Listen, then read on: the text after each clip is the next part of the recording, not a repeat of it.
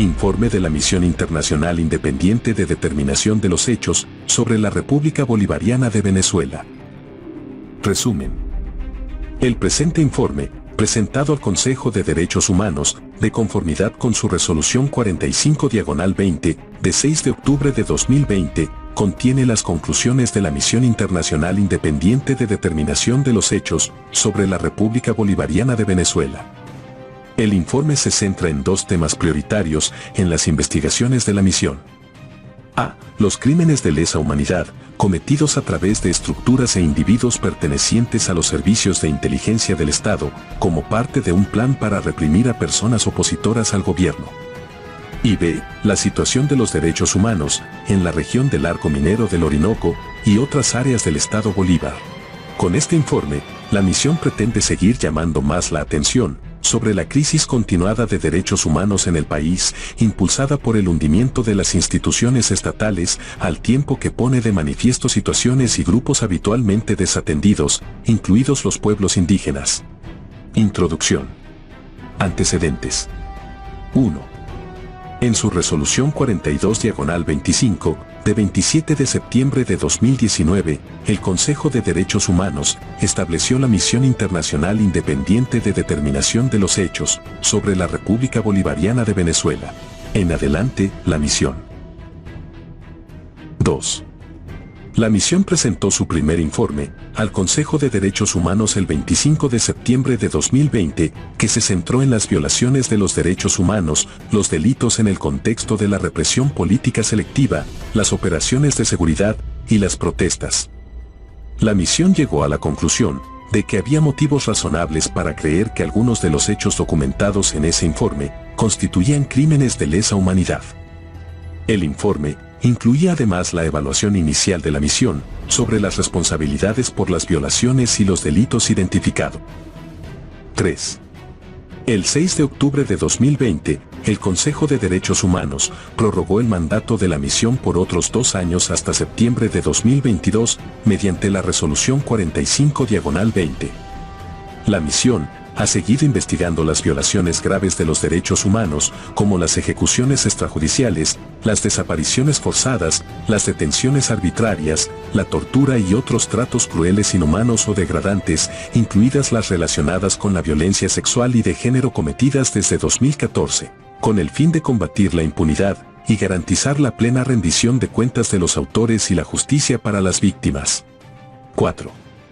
La misión presentó su segundo informe al Consejo de Derechos Humanos el 16 de septiembre de 2021, centrándose en el sistema de justicia.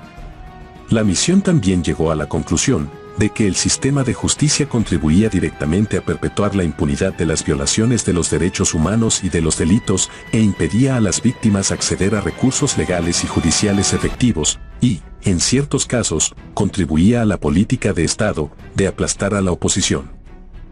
5.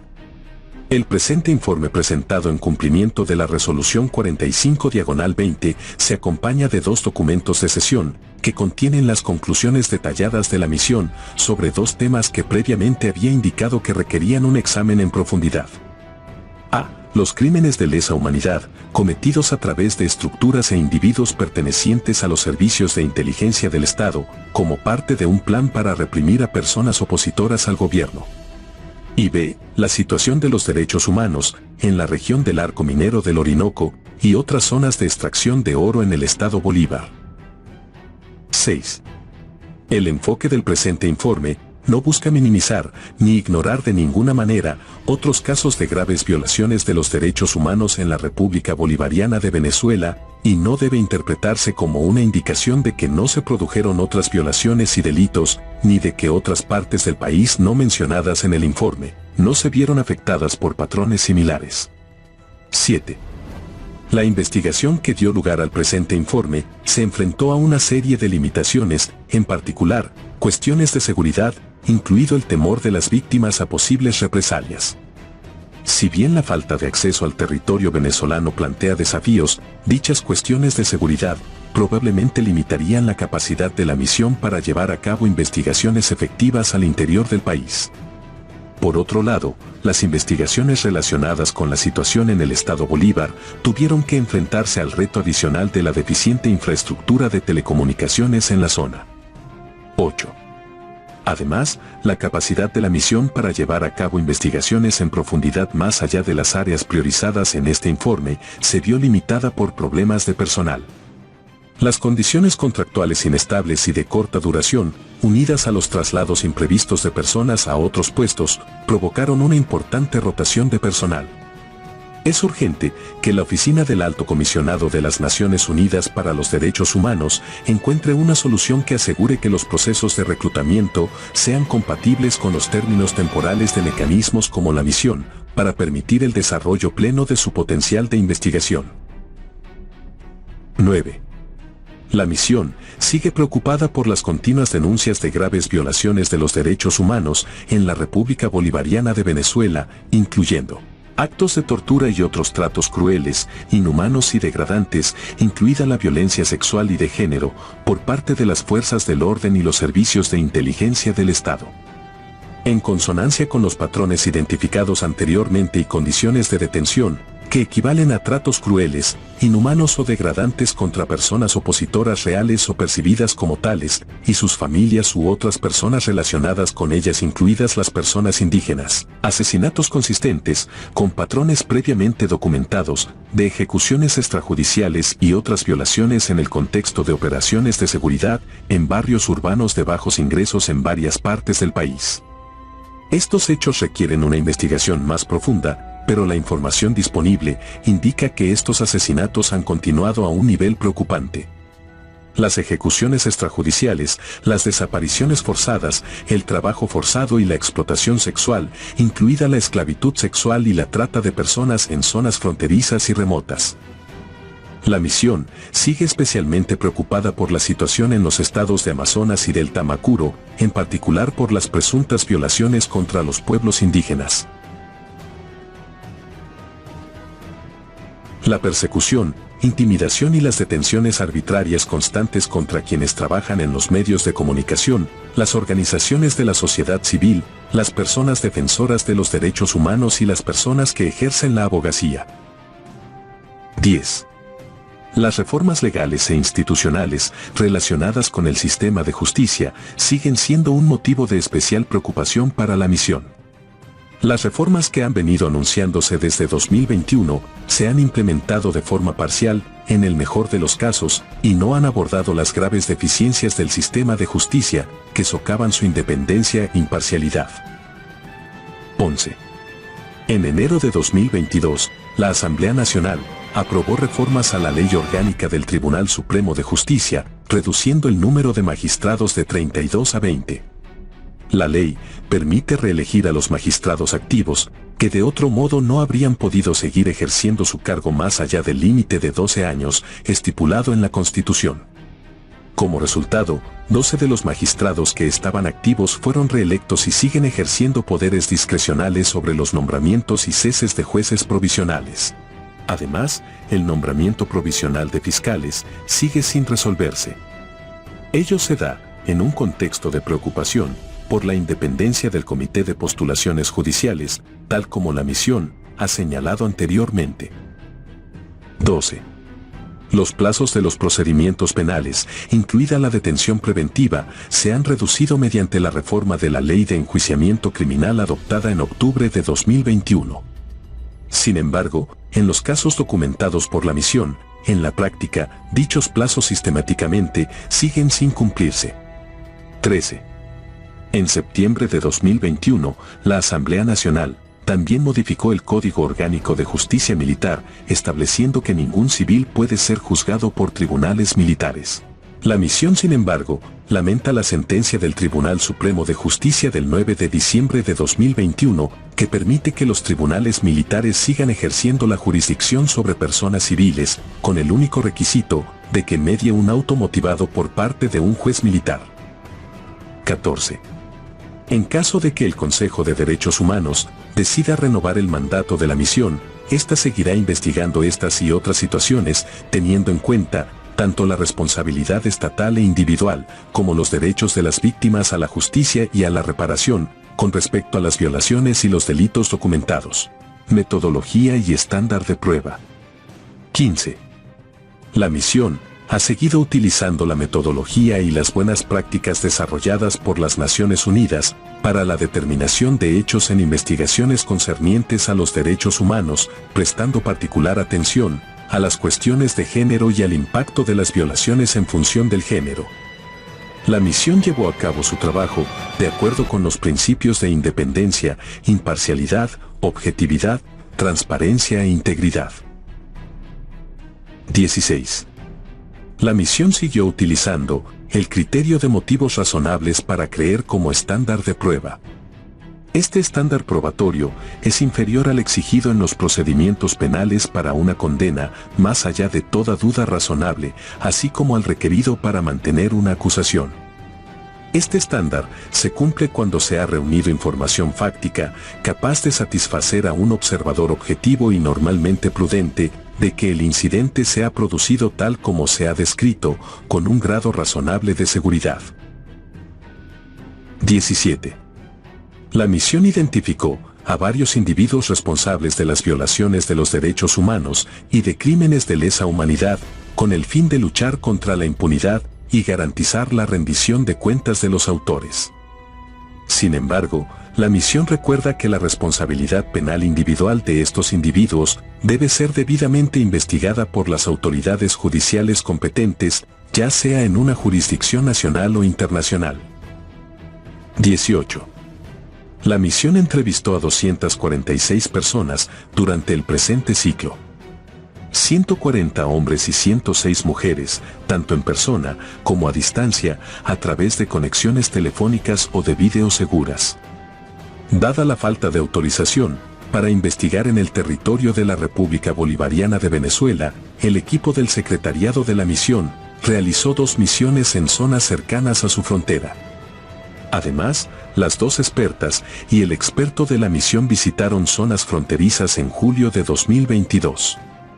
La misión también incluyó la información de las entrevistas realizadas durante las investigaciones anteriores, 383 entrevistas, 216 hombres y 167 mujeres, cuando fue pertinente. 19. La misión se aseguró de contar con el consentimiento informado de cada una de las personas a las que entrevistó antes de utilizar la información que éstas proporcionaron. Se han anonimizado las identidades de las fuentes, los testigos y las víctimas, en los casos en que revelarlas podría suponer un riesgo de represalias para la persona o sus familiares. Tras un análisis de riesgo, también se ha ocultado la identidad de algunas personas responsables de las violaciones de los derechos humanos. La misión mantiene una base de datos con la información y las pruebas completas en las que basa el análisis y las conclusiones contenidas en el presente informe. 20.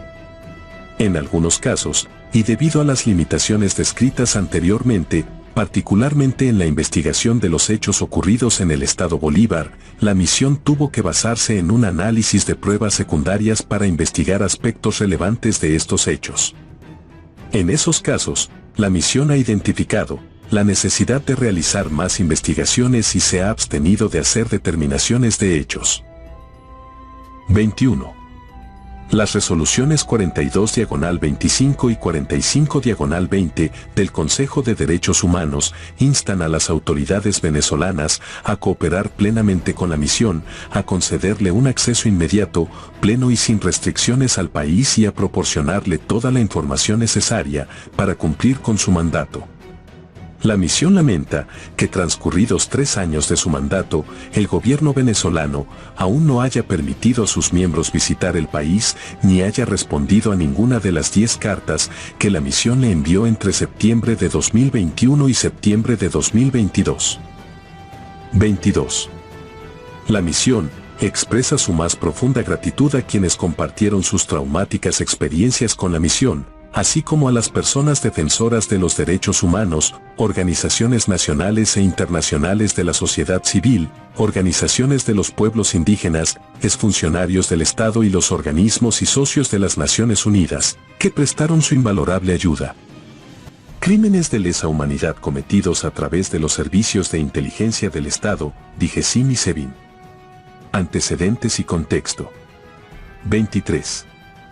En su informe de 2020, la misión llegó a la conclusión de que había motivos razonables para creer que las violaciones y los delitos cometidos en la República Bolivariana de Venezuela formaban parte de un ataque generalizado y sistemático, dirigido contra la población civil, en el contexto de una política de supresión de la oposición al gobierno. La misión identificó 6 estructuras principales, responsables de la comisión de violaciones de los derechos humanos y delitos comprendidos en el mandato de la misión. 24. Entre estas estructuras se encontraban los servicios de inteligencia militar y civil del Estado venezolano, la Dirección General de Contrainteligencia Militar, DIGESIM, y el Servicio Bolivariano de Inteligencia Nacional, SEBIN. La misión concluyó en 2020 que individuos de distintos niveles institucionales y jerárquicos de ambos organismos estaban involucrados en esas violaciones y delitos con el fin de reprimir la oposición real y percibida al gobierno. 25. El presente informe profundiza los hallazgos de la misión de 2020 y 2021, centrándose en el rol que jugaron el SEBIN y la DIGESIM, en cuanto que instituciones, así como individuos específicos al interior de las mismas, en dichas violaciones y delitos. El informe presenta una comprensión más profunda de estas estructuras y de los roles y las contribuciones de quienes se encuentran en los diferentes niveles de las cadenas de mando, con el objetivo de avanzar en la determinación de responsabilidades. 26. Los delitos y violaciones cometidos por miembros del SEBIN y de la DIGESIM, que como se señala en el informe de la misión de 2020, constituyen crímenes de lesa humanidad que revistieron especial crueldad y se cometieron contra personas indefensas. Personas opositoras al gobierno, reales o percibidas, y sus familiares fueron sometidos a detenciones ilegales, seguidas de actos de tortura y otros tratos crueles, inhumanos o degradantes, a violencia sexual y de género. Ciertamente, los últimos periodos más álgidos de detenciones ilegales, seguidas de torturas, se registraron en 2019.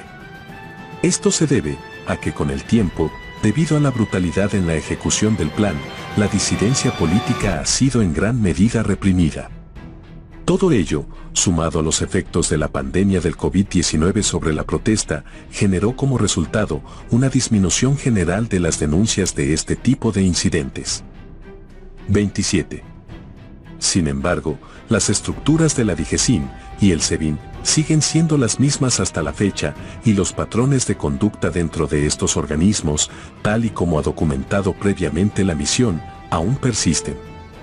Varios individuos sospechosos de delitos y violaciones de los derechos humanos continúan trabajando en puestos relevantes dentro de la Fuerza Armada Nacional Bolivariana y la Policía Nacional Bolivariana, de los cuales algunos obtuvieron ascensos en 2022. Varios casos se refieren a hechos cometidos recientemente, como en el segundo semestre de 2021 y principios de 2022.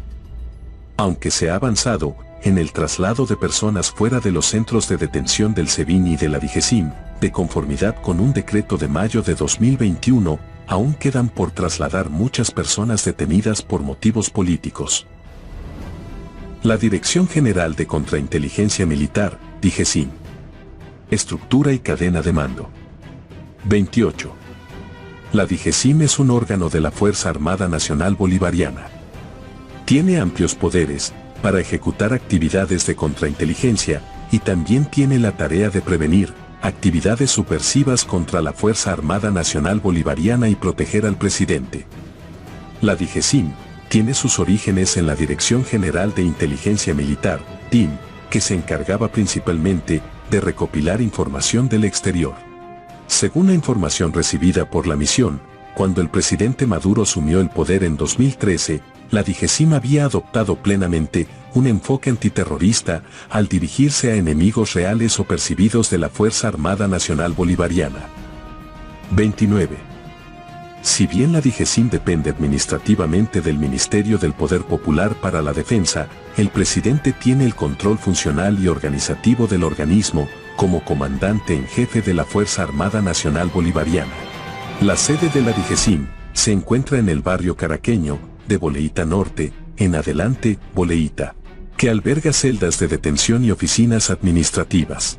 Además, el organismo cuenta con 8 oficinas regionales en toda Venezuela. 30. La DIGESIM está dirigida por un director general que depende directamente del presidente. Debajo de la dirección general se encuentra una subdirección general y varias direcciones de línea encargadas de tareas que incluyen operaciones, contraespionaje y vigilancia, así como diversas unidades administrativas. Las 2 direcciones más relevantes para este informe son la Dirección Especial de Investigaciones Penales y Criminalísticas y la Dirección de Asuntos Especiales. 31. La Dirección Especial de Investigaciones Penales y Criminalísticas es, según exempleados de la DIGESIM, la entidad encargada de llevar a cabo las investigaciones contra posibles objetivos, así como sus detenciones e interrogatorios. Esta dirección gestiona la mayoría de las celdas de detención en los 2 niveles del sótano de Boleíta, donde la tortura y otras formas de malos tratos contra las personas detenidas eran sistemáticas. La Dirección Especial de Investigaciones Penales y Criminalísticas está dirigida por un director que depende directamente del director general de la DIGESIM y de su adjunto. 32. La Dirección de Asuntos Especiales queda fuera del organigrama formal de la DIGESIM y ha sido descrita como una DIGESIM dentro de la DIGESIM o como la fuerza de choque de la agencia. Esta dirección tiene una importante autonomía en sus operaciones y a menudo participa en lo que un exempleado describió como el trabajo sucio de la DIGESIM. Tanto la Dirección Especial de Investigaciones Penales y Criminalísticas como la Dirección de Asuntos Especiales han estado implicadas en actos de tortura, incluida violencia sexual, detenciones arbitrarias y desapariciones forzadas de corta duración, según han manifestado personas que estuvieron detenidas y otras fuentes. Los agentes de las 2 direcciones colaboraron en ocasiones durante las operaciones, en particular en casos de gran repercusión. 33. Varios exfuncionarios de la DIGESIM manifestaron a la misión que agentes del Estado cubano han instruido, asesorado y participado en actividades de inteligencia y contrainteligencia con la DIGESIM. La misión además revisó los acuerdos confidenciales escritos entre los gobiernos de la República Bolivariana de Venezuela y de Cuba, en los que se otorgaba formalmente al gobierno cubano un rol en la reestructuración de los servicios de contrainteligencia militar venezolanos y en la formación de oficiales. Estos acuerdos se remontan a 2006 y la cooperación continuaría vigente. Modus operandi: selección de objetivos, vigilancia y detenciones. 34. La misión investigó el caso de 122 oficiales y exoficiales de la Fuerza Armada Nacional Bolivariana y civiles asociados a ellos que fueron arrestados, detenidos y torturados por la DIGESIM entre el 12 de febrero de 2014 y la actualidad. Los años 2017, 2018 y 2019 fueron el periodo en que la DIGESIM llevó a cabo el mayor número de detenciones. 35. Según el análisis de la misión y la información recibida, las autoridades detuvieron a personas disidentes y opositoras al gobierno, ya fueran reales o percibidas como tales, sobre la base de criterios tales como su presunta participación en complots contra el gobierno, sus funciones de liderazgo o su potencial de liderazgo, sus roles dentro de la oposición política, sus críticas públicas al gobierno y en ocasiones si podían ser extorsionadas. En algunos casos, el presidente Nicolás Maduro y otras personas de su círculo cercano, así como otras autoridades de alto nivel, participaron en la selección de los objetivos. 36. La DIGESIM recopila información sobre personas objetivos a través de pistas, fuentes militares, una red de informantes, la infiltración en sectores de la oposición o la vigilancia telefónica y digital, a menudo sin ninguna orden judicial. Las detenciones de objetivos fueron llevadas a cabo por agentes de la DIGESIM, que actuaron solos. Normalmente desde la Dirección Especial de Investigaciones Penales y Criminalísticas o con otros agentes de la policía o de la seguridad del Estado. Esta cooperación indica una coordinación a un nivel político superior en dichas operaciones. 37. La misión ha documentado numerosas irregularidades durante las detenciones llevadas a cabo por la DIGESIM. Estas incluyen la falta de presentación de órdenes de detención o detenciones sustentadas en pruebas falsas.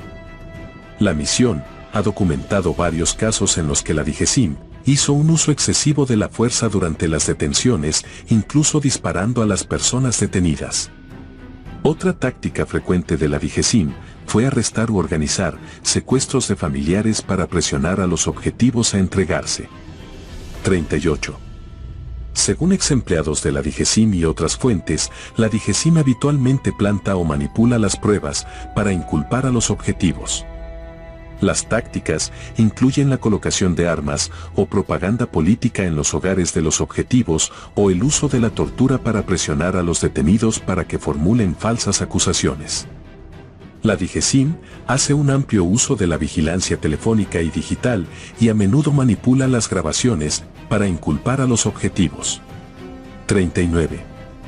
Según ex-empleados y detenidos de la DIGESIM, los funcionarios de la DIGESIM asaltaban rutinariamente las propiedades de los objetivos para robar dinero y otros objetos de valor.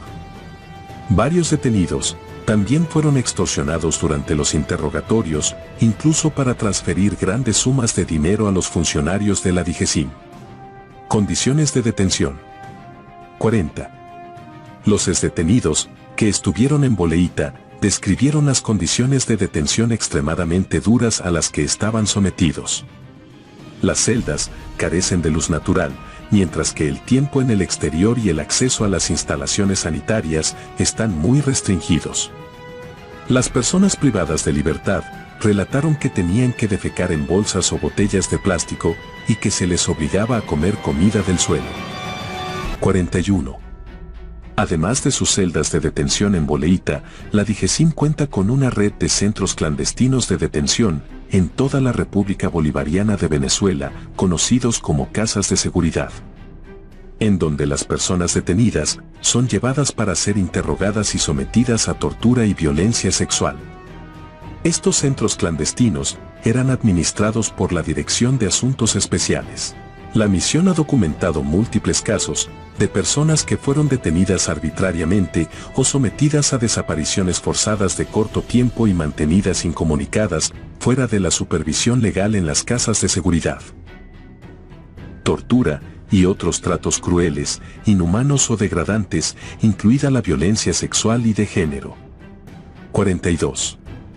La misión ha documentado 122 casos de víctimas que fueron sometidas a tortura, violencia sexual y otros tratos crueles, inhumanos o degradantes, perpetrados por agentes de la DIGESIM, desde 2014 hasta la actualidad. Los actos de tortura se llevaron a cabo para extraer una supuesta confesión, obtener información, castigar, intimidar, humillar o coaccionar, y en algunos casos para robar dinero u otros bienes. Las sesiones de tortura podían durar días o semanas. Por lo general, se torturaba a las personas detenidas durante los interrogatorios que tenían lugar inmediatamente después de la detención. Pero en algunos casos, se torturó a algunos detenidos durante periodos superiores. 43. La DIGESIM recurría a una serie de métodos de tortura tales como palizas con objetos, descargas eléctricas, asfixia con bolsas de plástico, posiciones de estrés y formas de tortura psicológica, así como la tortura blanca. Las sesiones podían provocar lesiones físicas graves y permanentes, así como graves traumas psicológicos y depresión. La misión ha documentado casos de pérdida de funciones sensoriales o motrices, lesiones reproductivas y al menos un aborto espontáneo, como resultado de los actos de tortura infligidos por los agentes de la DIGESIM. 44. Los funcionarios de la DIGESIM también perpetraron actos de violencia sexual o de género contra militares y civiles detenidos durante los interrogatorios para obtener información, degradarlos, humillarlos o castigarlos. Dichos actos incluían la violación, las amenazas de violación a las personas detenidas y a sus familiares, la desnudez forzada, los tocamientos de los órganos sexuales, las descargas eléctricas o los golpes en los órganos reproductivos y las amenazas de mutilación de los genitales. Responsabilidad individual. 45. La misión tiene motivos razonables para creer que 6 individuos, cuyos actos y conductas se han expuesto en las conclusiones detalladas de los documentos de sesión de la misión, pueden tener responsabilidad penal en los hechos descritos en este informe y deben ser investigados. Las identidades de algunas de estas personas, a nivel de directores de línea y superiores, se han detallado en el documento de sesión. Estas conclusiones se basan en los testimonios coherentes de más de 40 testigos, entre los que se encuentran víctimas, familiares y exfuncionarios de la DIGESIM. La información recibida confirma que personas con cargos bajos y medios de la DIGESIM estuvieron involucradas en la ejecución de los delitos y violaciones. En los niveles más altos de responsabilidad dentro de la DIGESIM, los funcionarios emitían órdenes y tenían conocimiento de los delitos y violaciones que se estaban cometiendo. 46. La misión encontró motivos razonables para creer que 2 individuos que ocupaban cargos de responsabilidad bajos y medios dentro de la sede de la DIGESIM en Boleíta estuvieron implicados en actos de tortura, incluyendo violencia sexual, ya fuera directa o indirectamente. Múltiples testigos, incluyendo víctimas, proporcionaron declaraciones y otro material a la misión en apoyo de las acusaciones contra estos individuos. Por ejemplo, al menos 10 detenidos señalaron la participación directa de uno de estos funcionarios en actos de tortura. Los testimonios de estas víctimas coinciden con los patrones de tortura y otras violaciones de los derechos humanos documentados por la misión. Según pudo constatar la misión, los individuos identificados han realizado los siguientes actos: golpes, incluso con objetos como un bate y una mesa; asfixia con bolsas de plástico o humo de granadas; uso de la señorita, un dispositivo de tortura que permite introducir los cuerpos en tanques de agua; descargas eléctricas a los detenidos, incluso en los testículos; violencia sexual, incluida la violación con palos de madera; amenazas de violar y matar a los familiares de los detenidos si no proporcionaban determinada información; colocación de alfileres debajo de las uñas; instrucciones a funcionarios de menor rango de la DIGESIM para que llevaran a cabo actos de tortura; operaciones en las que se detuvo a miembros de la familia de personas seleccionadas con el fin de presionar a los objetivos para que se rindieran. 47. Además, la misión ha examinado los actos y la conducta de 4 personas con niveles de responsabilidad medios y altos dentro de la DIGESIM. Estas personas ocuparon o siguen ocupando puestos de dirección de línea y de dirección general. Todos ellos están sujetos a sanciones internacionales por parte de la Unión Europea, el Reino Unido y los Estados Unidos de América. 48. Como se ha señalado anteriormente, la Dirección Especial de Investigaciones Penales y Criminalísticas se vio implicada en una serie de violaciones de los derechos humanos, como la tortura, la violencia sexual, las detenciones arbitrarias y las desapariciones forzadas de corta duración. Los directores participaron en las violaciones directamente. Las cometieron a través de sus subordinados y ordenaron a sus subordinados que torturaran a las personas detenidas. Además, las personas que desempeñaban estas funciones son responsables de los delitos y violaciones cometidos por los subordinados bajo su autoridad y control. También estaban implicados en la violencia sexual contra los detenidos, como autores directos o a través de sus subordinados. Los testigos también declararon que los directores estaban a veces presentes durante las sesiones de tortura. Además, ordenaron a los agentes de la DIGESIM que asaltaran las propiedades de quienes estaban detenidos, para apoderarse de sus objetos de valor y otros bienes, o les torturaron para que firmaran poderes para quedarse con sus propiedades. 49. A un nivel jerárquico similar dentro de la DIGESIM, la misión recibió información sobre delitos y violaciones de derechos humanos dentro de la Dirección de Asuntos Especiales. Según información coherente recibida por la misión, su director ordenó, supervisó y participó directamente en arrestos, detenciones arbitrarias, desapariciones forzadas de corto plazo y tortura, incluyendo violencia sexual y otros tratos o castigos crueles, inhumanos o degradantes. 50. La autoridad de más alto nivel de la DGCIM, el director general, ejerce directamente el mando con todas las direcciones de línea, tales como la Dirección de Asuntos Especiales y la Dirección Especial de Investigaciones Penales y Criminalísticas, que, como se ha señalado anteriormente, han estado implicadas en una serie de delitos y violaciones de los derechos humanos. El director general participa estrechamente en las decisiones operativas de la DGCIM, tiene mando y control sobre sus subordinados, está al tanto de lo que ocurre en Boleíta y es responsable de las violaciones cometidas por sus subordinados. La misión recibió información de que el director general, a su vez, recibe órdenes directamente del presidente, incluido en relación con quienes deben ser objetivo de las detenciones, aunque éstas no se transmitan por escrito para evitar un rastro de papel. Aunque el director general rara vez participe directamente en las operaciones o los interrogatorios, la misión recibió información sobre algunos casos en los que ha participado directamente, especialmente en casos de gran importancia. El Servicio Bolivariano de Inteligencia Nacional, SEBIN. Estructura y cadena de mando. 51. El SEBIN se creó en junio de 2010 con el objetivo de planificar, formular, dirigir, controlar y ejecutar políticas y acciones de inteligencia y contrainteligencia civil. Según su reglamento, el SEBIN realiza actividades para la neutralización de amenazas reales o potenciales para el Estado. El organismo fue administrado por la Vicepresidencia desde 2013 hasta el 28 de abril de 2021, cuando fue transferido al Ministerio del Poder Popular para Relaciones Interiores, Justicia y Paz. 52. La máxima autoridad del SEBIN es su director general, que es nombrado por el presidente. El organismo tiene una estructura organizativa de 4 niveles, dividida en un nivel directivo, un nivel de apoyo administrativo, un nivel sustantivo y un nivel operacional, desconcentrado territorialmente. Entre ellos se encuentran la Dirección de Investigaciones Estratégicas, encargada de investigar los presuntos delitos e identificar a los autores, y la Dirección de Acciones Inmediatas, encargada de las acciones de intervención contra posibles amenazas a la nación. 53.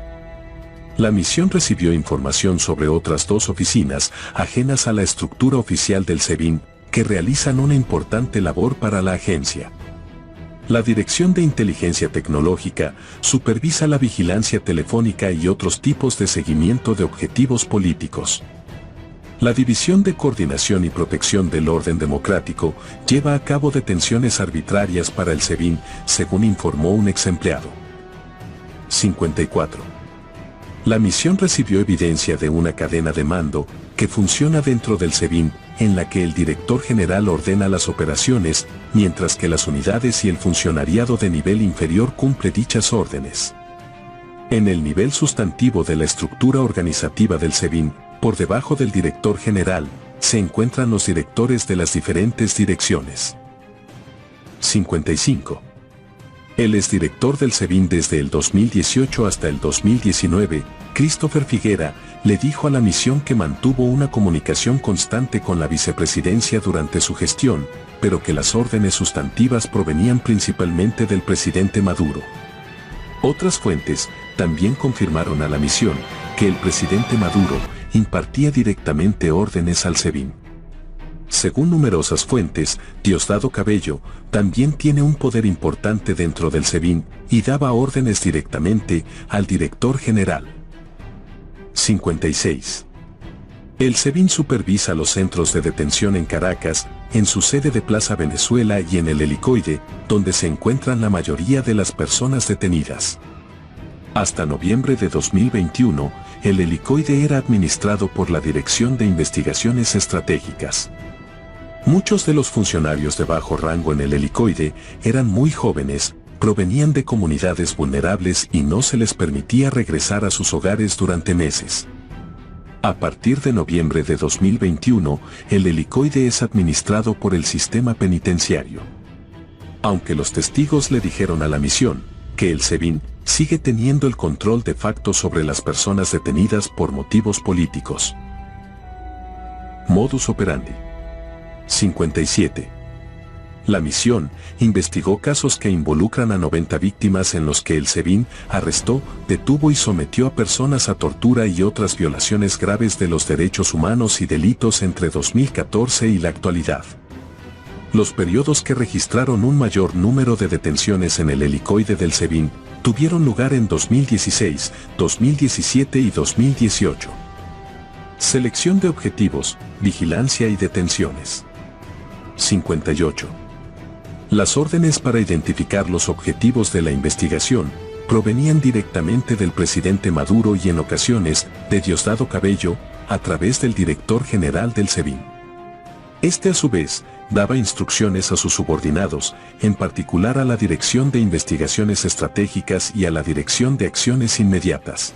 Los principales objetivos del SEBIN eran personas civiles, opositoras reales o percibidos como tales por el gobierno y otros individuos críticos de alto perfil.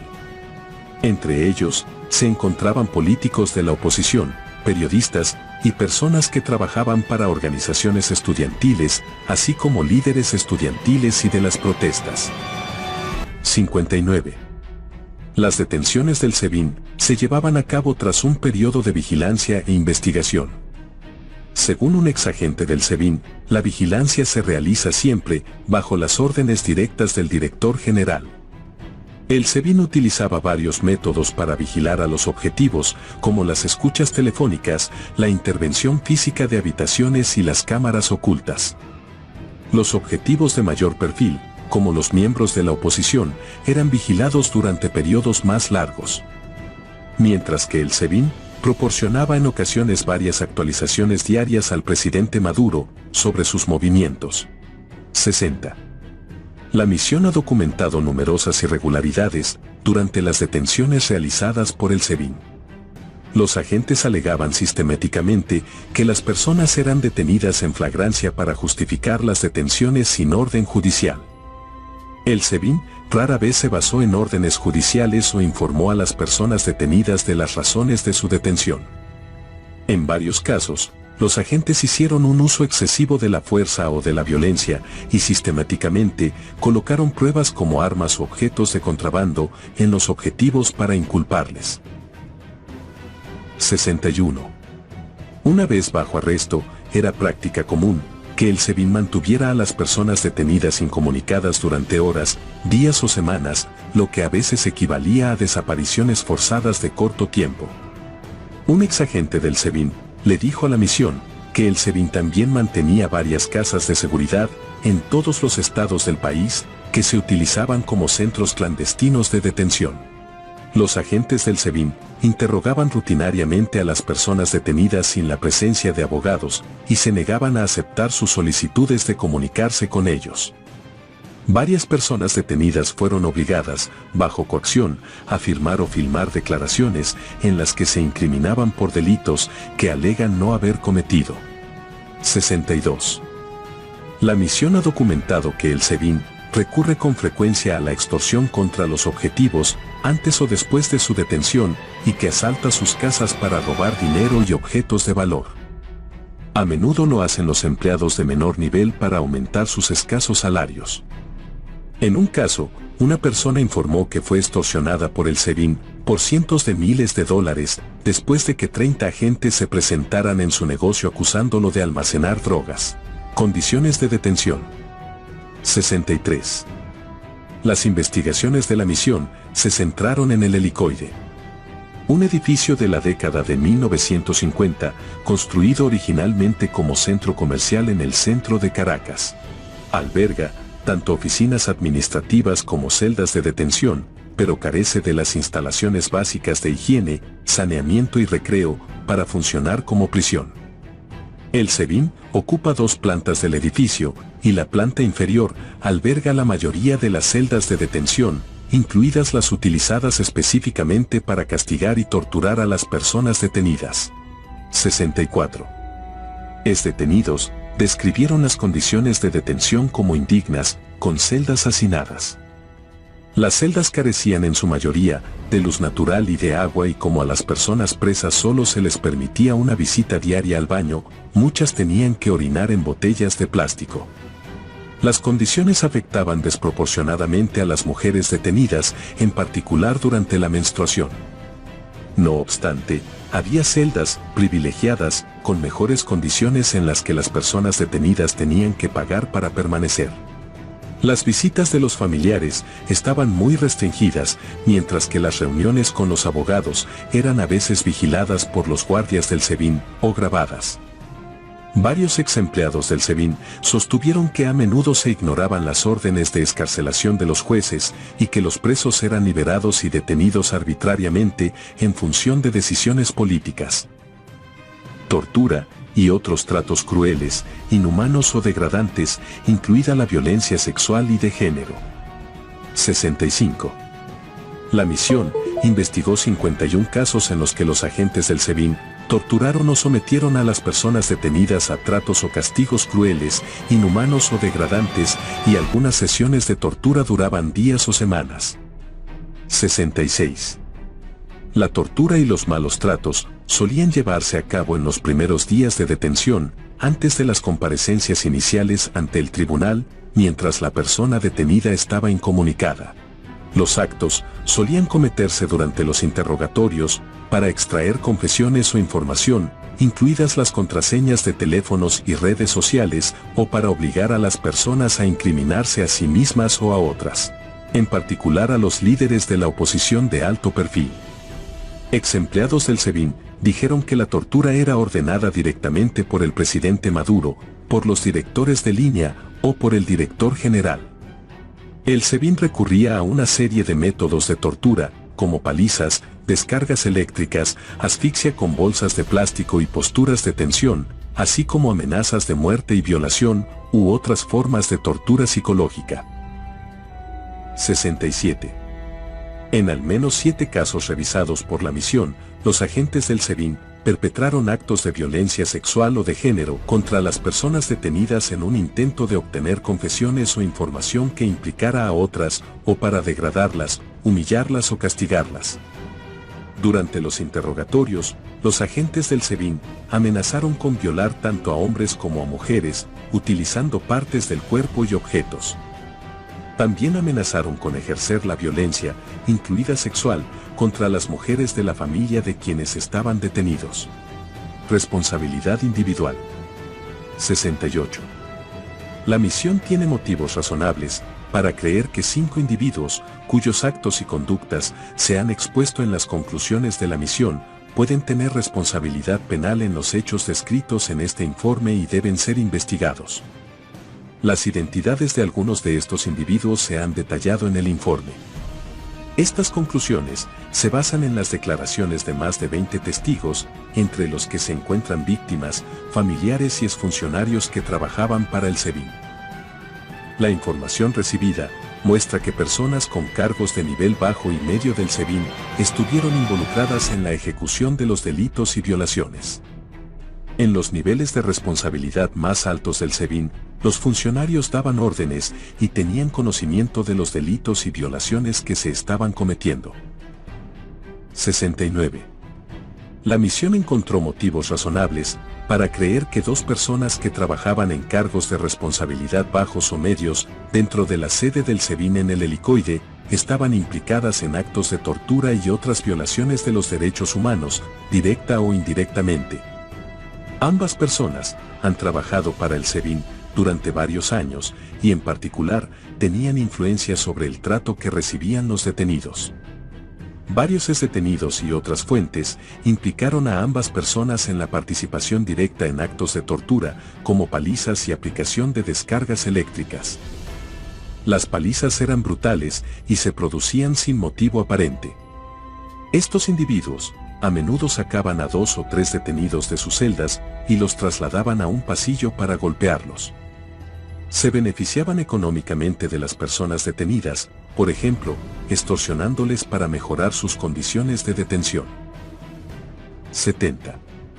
La misión también abordó la responsabilidad de un director de investigaciones estratégicas, así como de un destacado subordinado. Varios detenidos, así como otras fuentes, implicaron a ambas personas en la participación en torturas y en dar órdenes a sus subordinados para que las practicaran. Además, la misión ha documentado casos de detenidos que fueron arrestados por órdenes del director de investigaciones estratégicas y que posteriormente fueron torturados, incluyendo miembros de la oposición al gobierno, ya fueran reales o percibidos como tales, sus familiares y manifestantes. El director de investigaciones estratégicas también estuvo implicado en otros delitos, como la extorsión o las detenciones arbitrarias. 71. La autoridad de más alto nivel del SEBIN, el director general, detenta un poder significativo dentro del organismo en su conjunto y en el helicoide en particular. Tiene una línea de mando directa con las jefaturas de todas las direcciones de línea, incluidas las implicadas en violaciones de derechos humanos y delitos. Tiene mando y control sobre sus subordinados y tenía conocimiento de lo que ocurría en el helicoide. Es por tanto, responsable de las violaciones llevadas a cabo por sus subordinados. Como se ha detallado anteriormente, la misión recibió información confirmando que el director general recibía a su vez órdenes de autoridades del más alto nivel del gobierno venezolano, incluidos el presidente Maduro y Diosdado Cabello. El director general tenía la facultad de ordenar detenciones sin órdenes judiciales, así como de determinar qué personas serían detenidas o torturadas.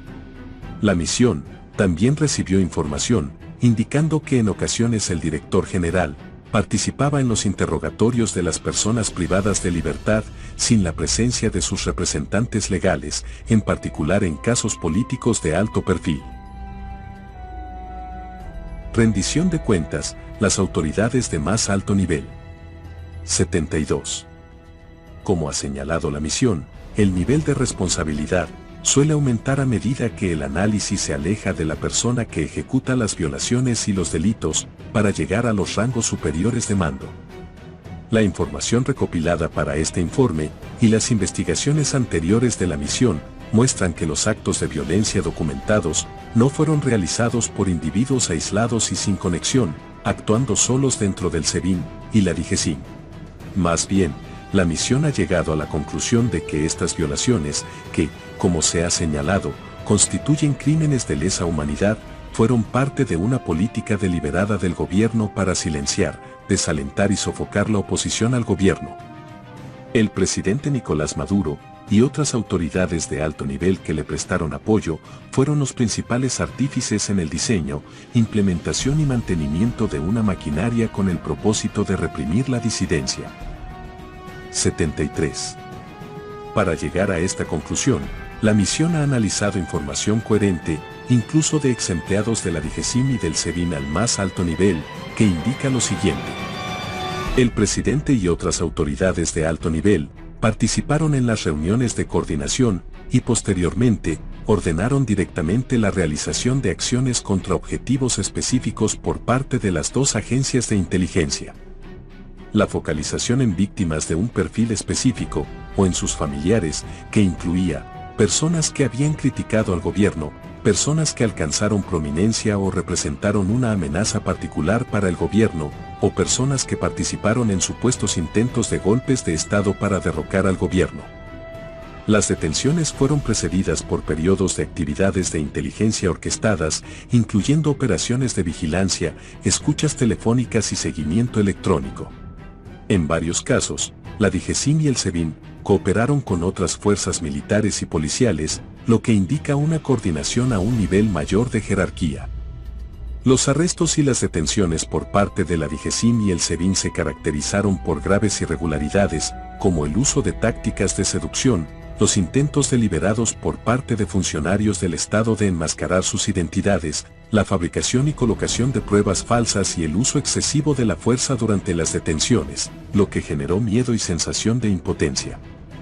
El suministro del material, el apoyo logístico y los recursos humanos necesarios para las operaciones de seguridad e inteligencia requirieron la implicación de las autoridades al más alto nivel.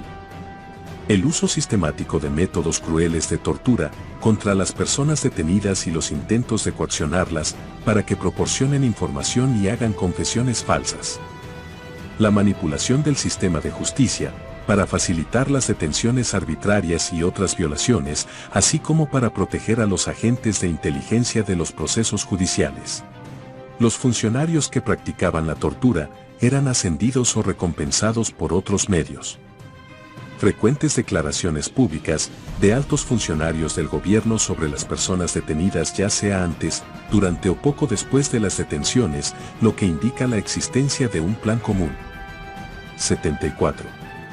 Internamente, tanto el SEBIN como la DIGESIM son entidades que funcionan y están organizadas, con cadenas de mando bien establecidas.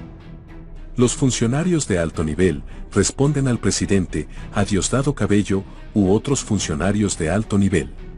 Para garantizar el cumplimiento de las órdenes, el SEBIN y la DIGESIM mantienen un acervo suficiente de individuos disponibles, reclutados entre aquellos propensos a cometer detenciones arbitrarias y actos de tortura y otros tratos crueles, inhumanos o degradantes, incluyendo actos de violencia sexual y de género. La selección tiene en cuenta la forma en que reaccionan ante las prácticas violentas. En el SEBIN, el personal de nivel inferior suele ser muy joven y proviene de comunidades vulnerables y marginalizadas. Además, se mantiene un sistema de recompensas, ascensos y beneficios económicos, y castigos, represalias contra el personal y sus familias, para garantizar su obediencia. 75. El SEBIN y la DIGESIM están dotados de personal y estructurados, de tal manera que garantizan que las órdenes de autoridades de alto nivel sean acatadas, para llevar a cabo delitos y violaciones, con un cumplimiento prácticamente automático. Por lo tanto, la misión tiene motivos razonables para creer que el presidente y los funcionarios de alto nivel del Estado han apoyado estos actos, que han sido identificados en las conclusiones detalladas del documento de sesión de la misión, detallando además que deben ser sometidos a investigaciones judiciales por su responsabilidad con respecto a los delitos y violaciones cometidos a través de funcionarios de la DIGESIM y el SEBIN. La situación en la región del Arco Minero del Orinoco y otras áreas del Estado Bolívar. Antecedentes y contexto. 76. Desde su primer informe en 2020, la misión llamó la atención sobre las violaciones de los derechos humanos en la región del Arco Minero del Orinoco, en adelante Arco Minero, como una de las situaciones que requieren más investigación dentro del mandato de la misión. 77. Desde entonces, la situación en la región del Arco Minero ha sido objeto de una creciente preocupación por parte de los organismos de derechos humanos internacionales y regionales. En 2020, el Alto Comisionado de las Naciones Unidas para los Derechos Humanos presentó un informe centrado en la explotación laboral y en los altos niveles de violencia ejercida por los grupos criminales que controlan la minería en la zona. En su resolución 45/20, el Consejo de Derechos Humanos expresó su profunda preocupación por la situación de los derechos humanos y el medio ambiente en la región. Incluso, en lo que respecta a la explotación de los mineros, el trabajo infantil, la trata de personas y la prostitución forzada, expresó especial preocupación por las violaciones de los derechos de los pueblos indígenas. 78. Bolívar, situado al sur del río Orinoco, es el mayor estado de la República Bolivariana de Venezuela. El estado alberga los territorios tradicionales de 16 pueblos indígenas y grandes áreas protegidas y es rico en minerales estratégicos, sobre todo oro, diamantes, coltán y bauxita. 79. La minería de oro ilegal y a pequeña escala ha sido históricamente habitual en la región, junto con las concesiones a empresas transnacionales. La minería ilegal ha seguido expandiéndose en las últimas décadas debido al aumento de los precios internacionales del oro y a la crisis económica y humanitaria del país. Desde mediados de la década del 2000, los grupos criminales conocidos como brands o sindicatos comenzaron a expandirse por el estado Bolívar, controlando las zonas mineras y las rutas de transporte. 80. El 23 de agosto de 2011, el presidente Chávez decretó la nacionalización de la industria del oro mediante el decreto número 8413, según el cual todas las operaciones primarias relacionadas con el oro y otros minerales estratégicos quedaban reservadas al Estado.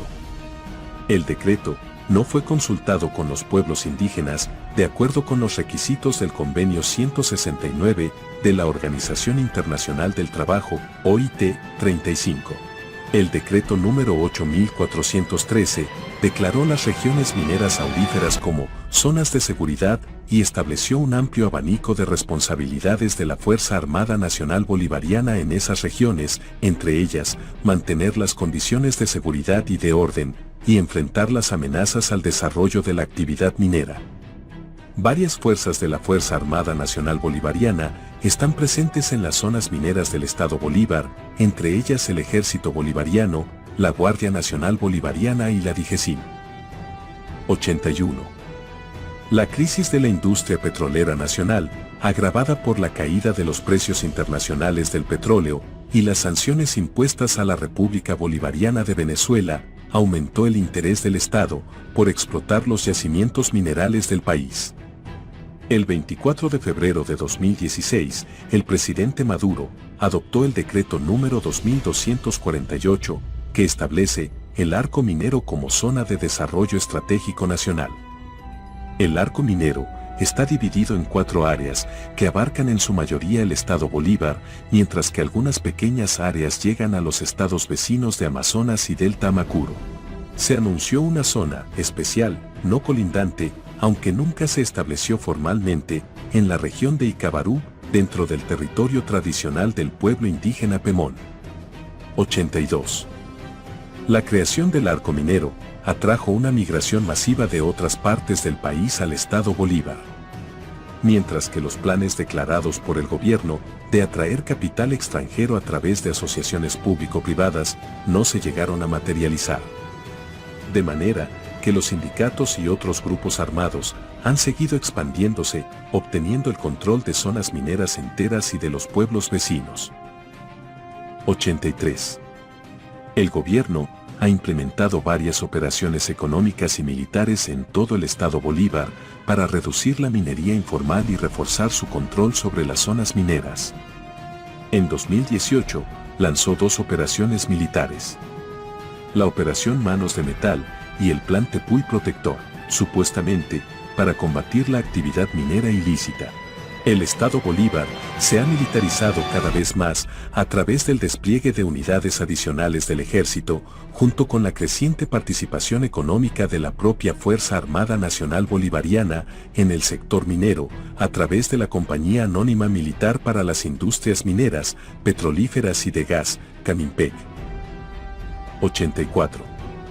Estas dinámicas han provocado niveles de violencia sin precedentes en el estado Bolívar, que en 2021 se ubicó como el tercer estado más violento de la República Bolivariana de Venezuela. 3 de los principales municipios mineros del estado, El Callao, Sifans y Rocío, estuvieron entre los 5 más violentos del país en 2021. 85. Si bien el establecimiento del arco minero en 2016 fue impulsado oficialmente por una política de Estado para combatir la minería ilícita y mejorar la producción de oro, para ayudar a la recuperación económica del país, también ha creado oportunidades para que individuos cercanos al poder generen riqueza personal. La misión ha revisado la información disponible públicamente que indica que los miembros de la élite militar y política venezolana se han beneficiado y continúan beneficiándose financieramente de las actividades relacionadas con la minería del oro en el arco minero.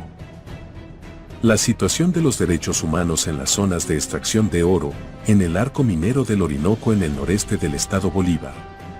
86. La misión recibió información según la cual las fuerzas de seguridad del Estado y grupos armados criminales han cometido y siguen cometiendo asesinatos, secuestros, torturas y tratos crueles, inhumanos y degradantes, y violencia sexual y de género, especialmente contra las personas residentes y trabajadoras de las zonas mineras del Estado Bolívar. Los grupos ilegales están fuertemente armados y habitualmente entran en conflictos violentos entre ellos o con las autoridades del Estado.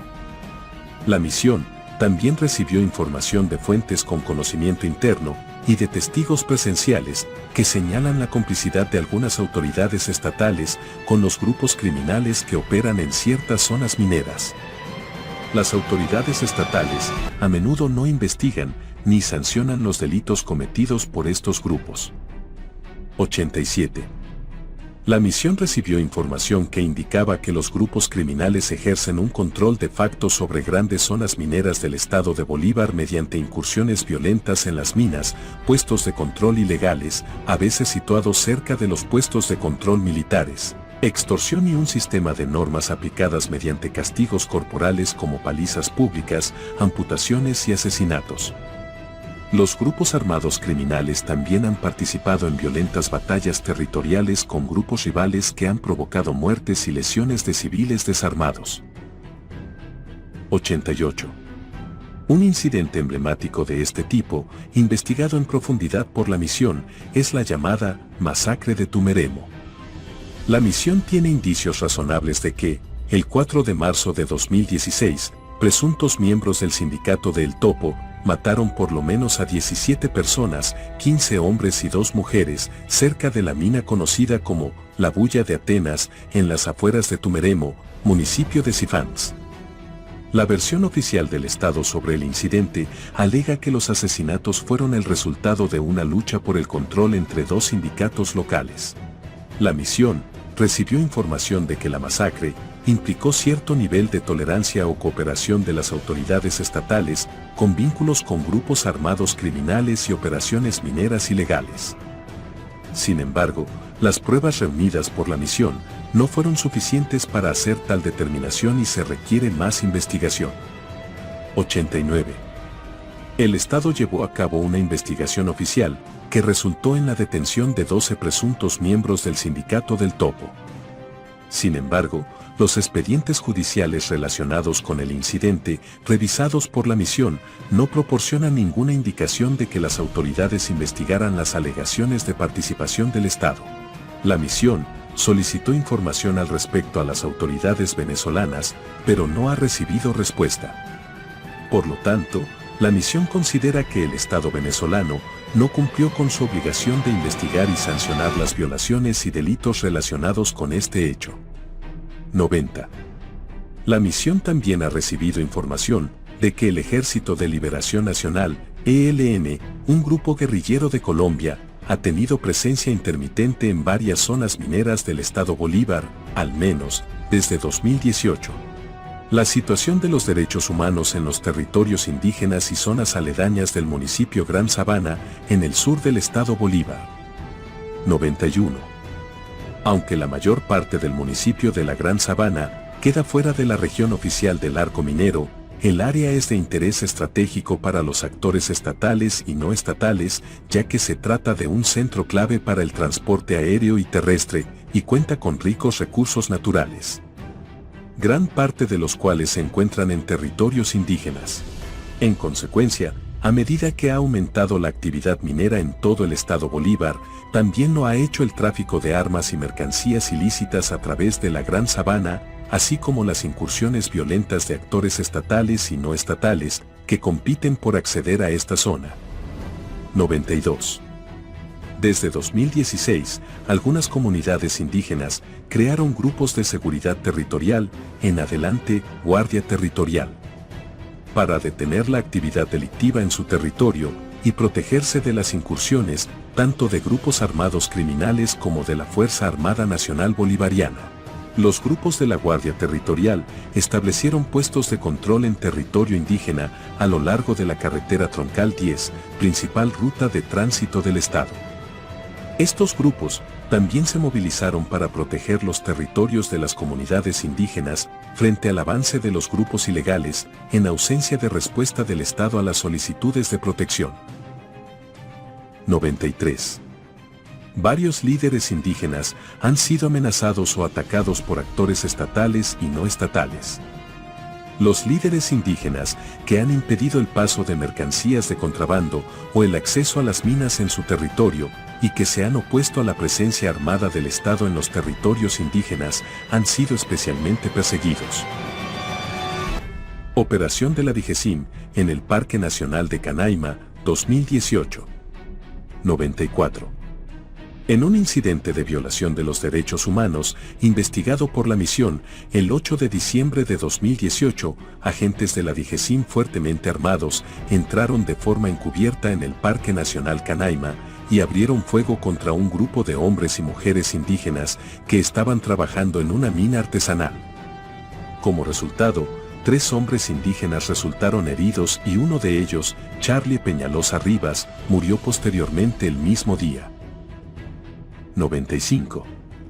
A pesar de las declaraciones oficiales del gobierno, en las que se afirma que los agentes de la DIJESIM estaban combatiendo legalmente la minería ilegal y que habían sido atacados por un grupo armado, la misión tiene motivos razonables para creer que el ataque fue dirigido a mineros indígenas desarmados. 96. La misión ha encontrado motivos razonables para creer que el personal de la DIJESIM que participó en la planificación, coordinación y ejecución de la operación puede tener responsabilidad penal por violaciones de derechos humanos y delitos. Por lo tanto, deben ser investigados. Además, la misión ha encontrado motivos razonables para creer que el Estado no ha cumplido con su obligación de investigar y sancionar a los responsables de estas violaciones.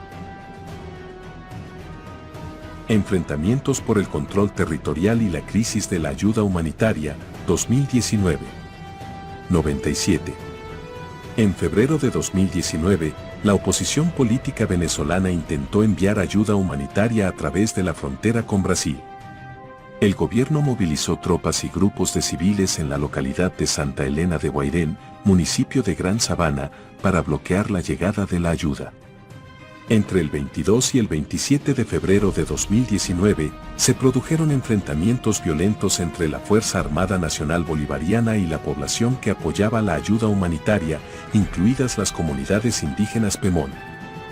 La misión tiene motivos razonables para creer que durante estos 5 días, miembros de la Fuerza Armada Nacional Bolivariana cometieron graves violaciones de los derechos humanos, incluyendo la privación arbitraria de la vida, detenciones arbitrarias y tortura y otros tratos crueles, inhumanos y degradantes. La misión ha investigado 3 incidentes específicos relacionados con estos hechos. 98.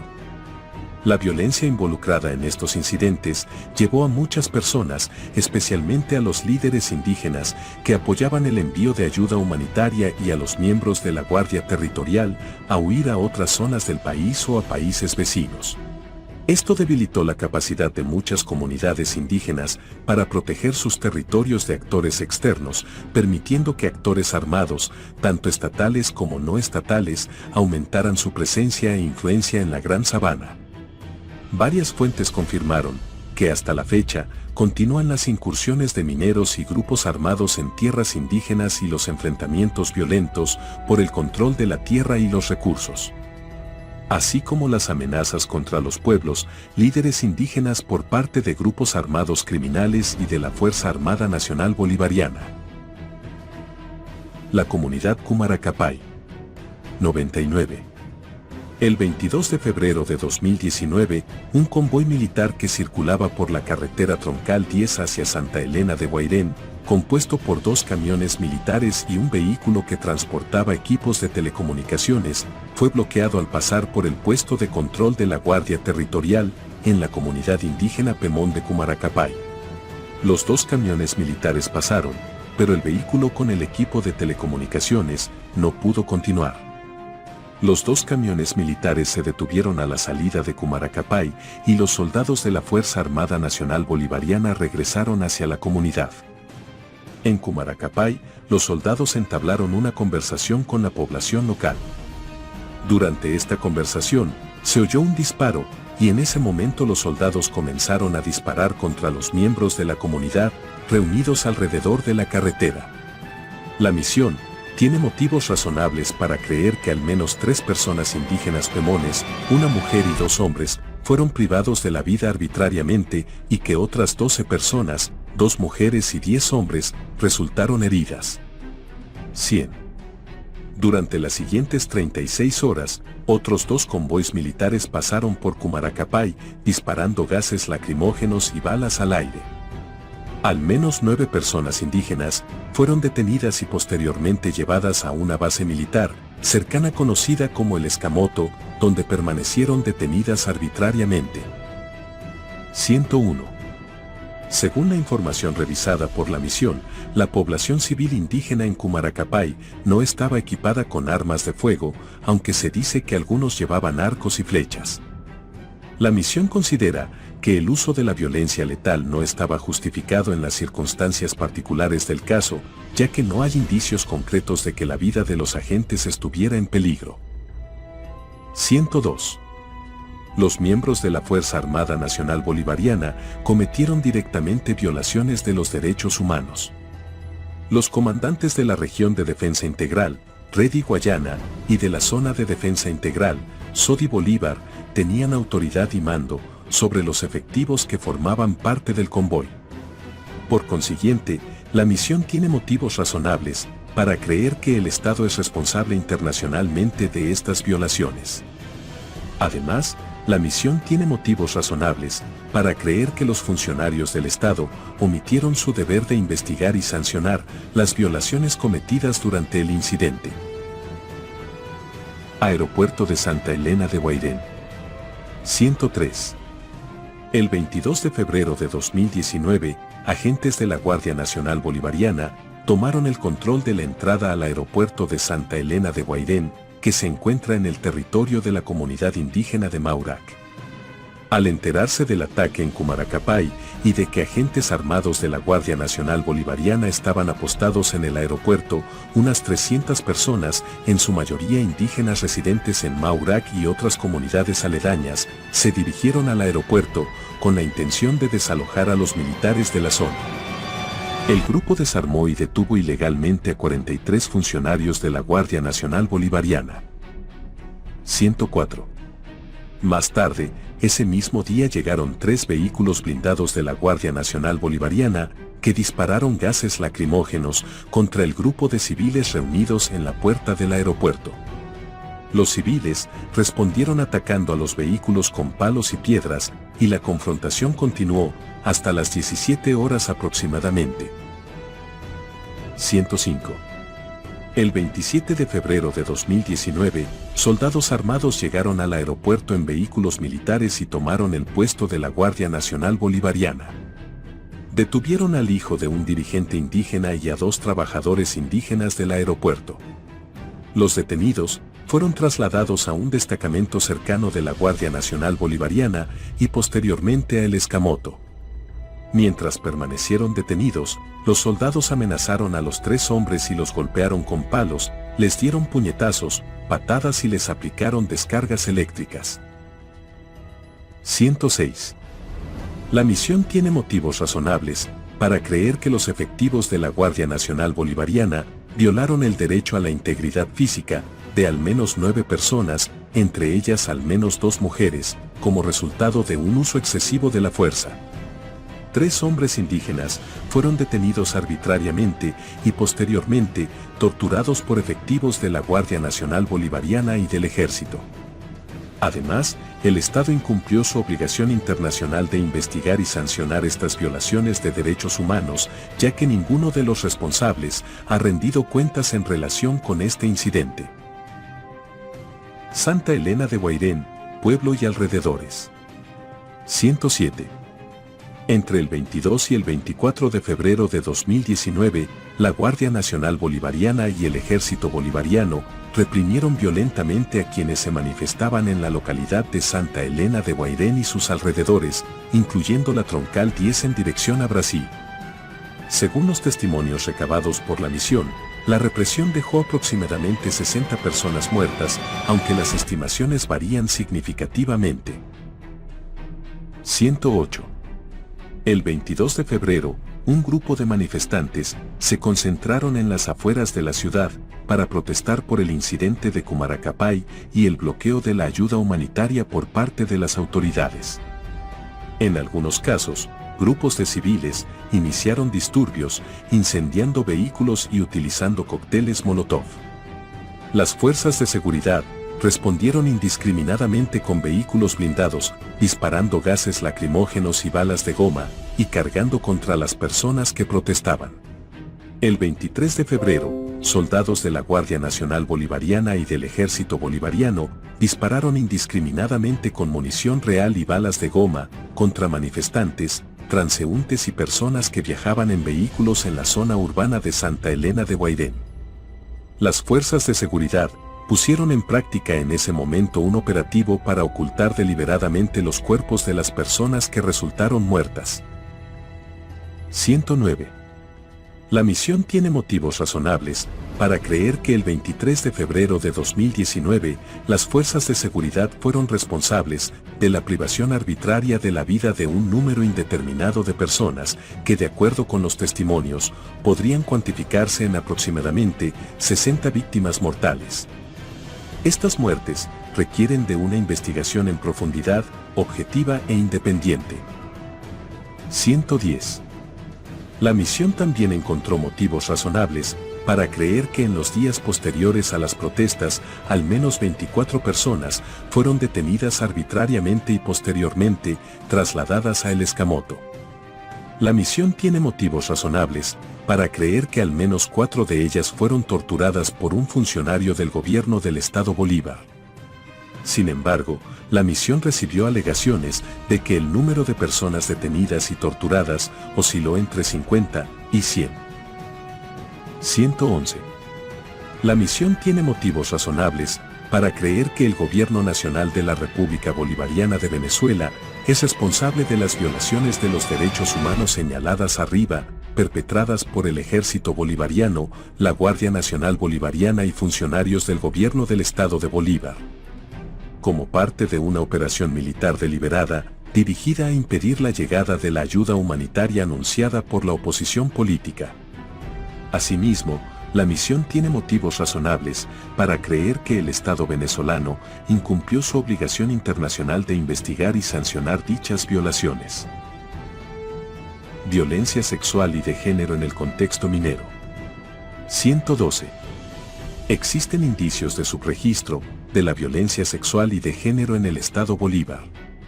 Sobre todo, con respecto a grupos marginalizados, como las personas indígenas y las personas lesbianas, gays, bisexuales, transexuales e intersexuales, LGBTI. Esta conclusión se basa en factores como la falta de mecanismos de denuncia del Estado, el miedo a las represalias y el estigma social.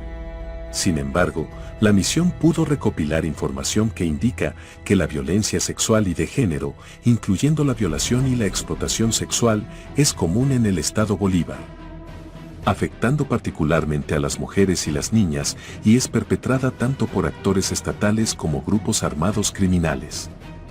113. En casi todas las minas del Estado Bolívar existe un local donde se pueden comprar servicios sexuales, conocidos coloquialmente como currutelas. La mayoría de los locales son administrados por particulares, bajo la autorización y protección de miembros de un sindicato. De acuerdo con la información recibida por la misión, las mujeres y las niñas son a veces coaccionadas a mantener relaciones sexuales mediante abuso de poder, amenazas de violencia y también ofertas de empleo falsas, así como restricciones a su libertad de movimiento, lo que constituyen indicios de trata de personas y de esclavitud sexual. 114. La misión recibió información de que en las zonas mineras, si un miembro del sindicato quiere mantener relaciones sexuales con una mujer, ésta no puede negarse ni denunciar la comisión de una violación, ya que corre el riesgo de ser golpeada o asesinada. Las mujeres que no obedecen las exigencias de los miembros del sindicato o de otros hombres suelen ser objeto de castigos específicos como la violación u otras formas de violencia sexual. El rapado del cabello contra su voluntad o la desfiguración de la cara o cuero cabelludo. 115. Varios testigos hablaron a la misión sobre casos de niñas, en su mayoría niñas de entre 11 y 17 años, ejerciendo la prostitución en numerosas zonas mineras del Estado Bolívar entre 2016 y 2022, lo que constituiría explotación sexual y prostitución forzada. En algunos casos, los testigos relataron haber visto a miembros de las fuerzas de seguridad en las currutelas donde las niñas eran explotadas. 116. La misión También recibió información y testimonios directos sobre violencia sexual en los puntos de control y puestos de control fronterizos en todo el estado Bolívar. Mujeres y niñas han denunciado actos de violencia sexual cometidos por parte de agentes de la Fuerza Armada Nacional Bolivariana que trabajan en los puestos de control y de los actores armados que controlan las rutas de transporte. 117. Con el fin de corroborar estas conclusiones, conforme el estándar probatorio que aplica la misión, esto es, motivos razonables para creer que las alegaciones mencionadas requieren mayor investigación. Conclusiones. 118. La situación de los derechos humanos en la República Bolivariana de Venezuela sigue siendo grave. El país ha soportado durante una década una espiral de crisis humanitaria, social, económica y de derechos humanos, acompañada por un colapso de las instituciones del Estado. Además, todo ello agravado por el impacto del COVID-19. Prueba de ello son las más de 6 millones de personas que se han visto obligadas a abandonar el país. 119. Las investigaciones de la misión demuestran con motivos razonables para creer que varias personas que ocuparon y ocupan cargos en las jerarquías de la DIGESIM y el SEBIN cometieron violaciones de derechos humanos y delitos constitutivos de crímenes de lesa humanidad, incluyendo actos de tortura de extrema gravedad. Como parte de un plan diseñado por autoridades de alto nivel para reprimir a los opositores al gobierno. 120. El análisis de la misión sobre la situación en el arco minero y otras zonas mineras del estado Bolívar da cuenta además de cómo las violaciones de derechos humanos y los delitos se extienden por zonas remotas del país en un contexto marcado por la criminalidad generalizada, la impunidad y la falta de gobernabilidad. La misión ha concluido, con motivos razonables para creer, que la República Bolivariana de Venezuela y funcionarios específicos detentan responsabilidad por las violaciones de derechos humanos que corresponden al mandato de la misión. 121. Los dos documentos, de sesión con conclusiones detalladas, contienen recomendaciones específicas dirigidas a las autoridades venezolanas, la comunidad internacional y otros actores relevantes. 122. La misión insta a los miembros del Consejo de Derechos Humanos a que continúen prestando especial atención a los acontecimientos en la República Bolivariana de Venezuela y monitoreando si se están realizando progresos creíbles en el avance de la justicia, la rendición de cuentas y el respeto a los derechos humanos.